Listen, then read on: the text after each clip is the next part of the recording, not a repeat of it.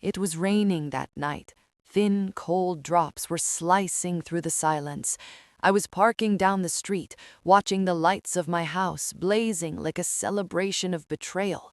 Laughter was spilling out through open windows, wine glasses were clinking, music was roaring, and there at the gate, my father was sitting, shivering.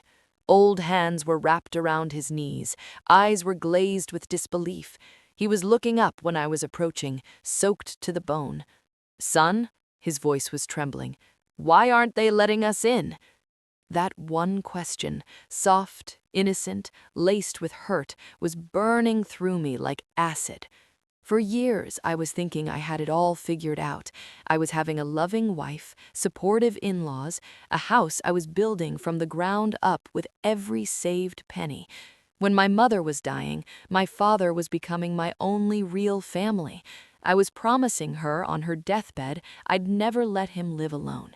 So when my wife was suggesting he move in with us, I was thinking I had finally found someone who was understanding.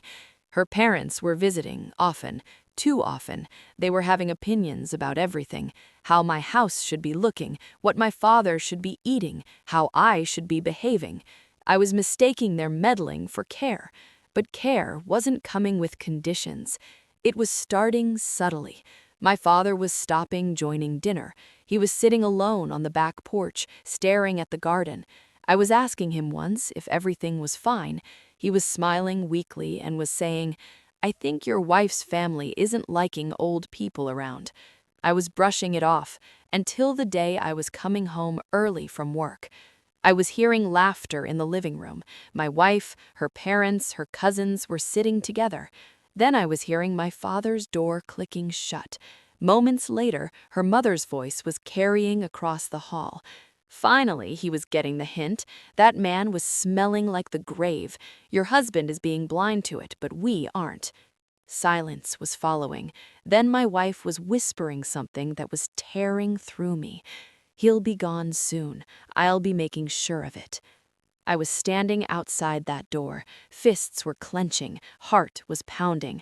I wasn't confronting them that night. I was wanting to. God knows I was wanting to. But something inside me was whispering, "Wait." From that night onward, I was becoming a ghost in my own home. I was smiling, nodding, agreeing, but every word they were saying, every sneer, every slight against my father, I was recording it all. Hidden mics were sitting in the living room. Cameras were being disguised as decor.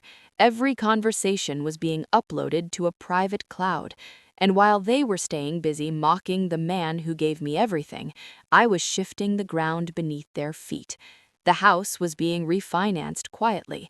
Assets were being moved. Insurance beneficiaries were being changed. A trust was being created in my father's name. Every cent they were thinking they'd inherit was being rerouted. Then I was waiting. That night, the night of the party, they were crossing a line I wasn't thinking they'd dare to. My father was calling me, voice was shaking. "They're telling me there's no room for me tonight," he was saying, "said the guests won't be feeling comfortable." He was laughing softly, but it wasn't being humor, it was being heartbreak. I was leaving the office without a word. When I reached the house, the gate was being locked.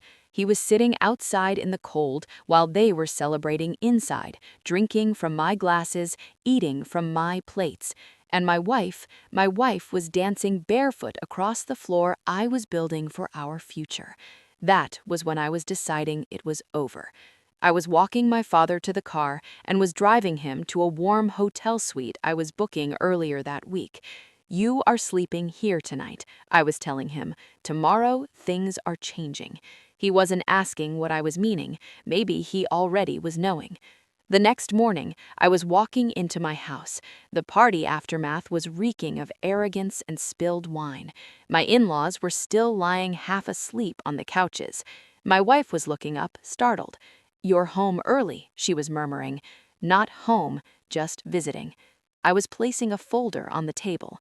Inside were lying photos, recordings, financial documents, proof of their greed, their abuse, their manipulation. Her father snorted. "You are thinking this will be scaring us?" I was smiling. "No, I am thinking the eviction notice taped to the front door will be. They were laughing until my lawyer walked in behind me. Then the color was draining from their faces. The house was legally mine. The trust I was creating was ensuring that it and everything within it was belonging to my father. Now they were having 30 minutes to leave. When my wife was realizing what that was meaning, she was breaking. "You can't be doing this," she was crying. "I can, and I already am doing it."